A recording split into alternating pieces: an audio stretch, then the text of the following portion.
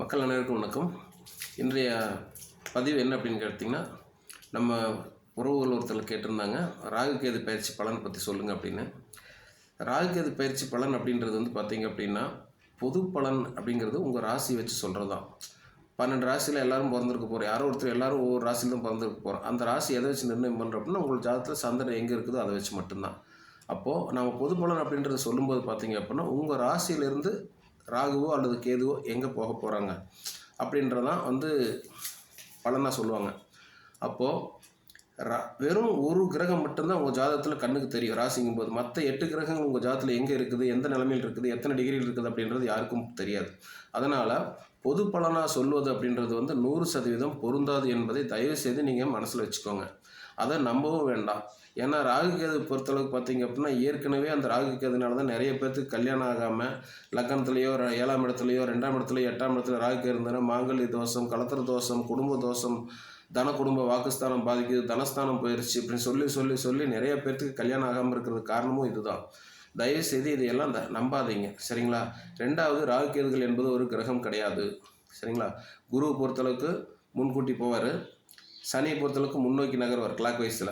ஆனால் ராகு கேதுக்கள் என்பது பின்னோக்கி தான் நகரக்கூடிய கிரகங்கள். இப்போ மீனராசியில் இருக்கக்கூடிய ராகு என்ன பண்ண போகிறார் அப்படின்னு கேட்டிங்கன்னா, கும்பத்துக்கு வர போகிறாரு. அதே மாதிரி கண்ணில் இருக்கக்கூடிய கேது பகவான் வந்து சிம்மராசிக்கு போக போகிறார்.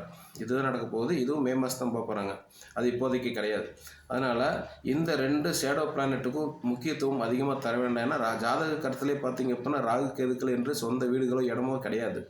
அதனால் பொது பலன்களை தயவு செய்து நம்பாமல் இருப்பது தான் நல்லது. அப்போது உங்கள் ஜனநாயக ஜாதகத்தில் அதை அப்ளை பண்ணி பார்க்கணும். உங்கள் ஜாதகத்தில் வந்து ராகுனுடைய ஆதிக்கம் உங்களுக்கு சாதகமாக போச்சு அப்படின்னா வீடு கட்டுறதுக்கோ இடம் வாங்குறதுக்கோ நிறைய பாசிட்டிவான விஷயங்கள் இருக்குது. அதே மாதிரி சொத்து பிரிக்கிறதுக்கு உண்டான வாய்ப்புகள், புது சொத்து வாங்குறதுக்கு உண்டான வாய்ப்புகள் எல்லாமே வந்து கேதுனுடைய ஆதிக்கம் இருக்குது. இப்போ நீண்ட நாளாக வந்து சொத்து பிரிக்காமல் இருக்காங்க, கோர்ட்டு கேஸில் இருக்காங்க அப்படின்னா அதில் ஒரு சில சுமூகமான முடிவுகள் அப்படின்றது கேதுவால் கிடைக்கக்கூடிய பலன்கள் உண்டு. இது எல்லாமே பார்த்தீங்க அப்படின்னா ஒரு ராசிக்கு பொருந்தவே பொருந்தாது. இப்போ ஒரே ராசியில் பிறந்த அத்தனை பேரும் ஒரே மாதிரி இருக்க போகிறதில்ல, ஒரே மாதிரி ப்ராப்பர்ட்டி இருக்க போகிறதில்ல, ஒரே தொழில் செய்ய போகிறது கிடையாது. ஒரே ராசியில் பிறந்தவங்க பல பேர் இருக்கிறீங்க, பல பேரும் பலவிதமான சூழ்நிலைகளில் தான் நம்ம வாழ்ந்துட்டுருக்குறோம். அதனால் வெறும் பொது பலன் அப்படின்றது 100% பொருந்தாது.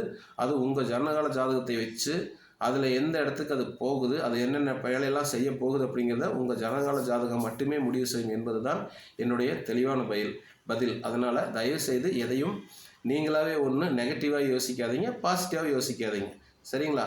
ஆனால் 100% ராகு கேது பயிற்சிக்கு பலன் உண்டு. அது உங்கள் ஜனநாயக ஜாதகத்தை பார்த்து மட்டும்தான் உறுதி செய்ய முடியுமே தவிர வெறும் ராசியை வைத்துக்கொண்டோ ராசி பலனை வைத்துக்கொண்டோ பொது பலனால் எந்த ஒரு தெளிவான முடிவும் எடுக்க முடியாது அப்படின்றது தான் உண்மை. அதுக்காக பரிகாரம் போய் பண்ணி சம்பாதிச்சு செலவு பண்ணணும் அப்படின்றதெல்லாம் செலவு பண்ணாதீங்க. ஆனால் பரிகாரம் பண்ணுறதுனால சம்மந்தப்பட்டவங்க வருமானம் அதிகம், ஆனால் உங்களுக்கு பெரிய இழப்பு தான் என்பதை நினைவில் கொள்ளுங்கள். நன்றி, வணக்கம்.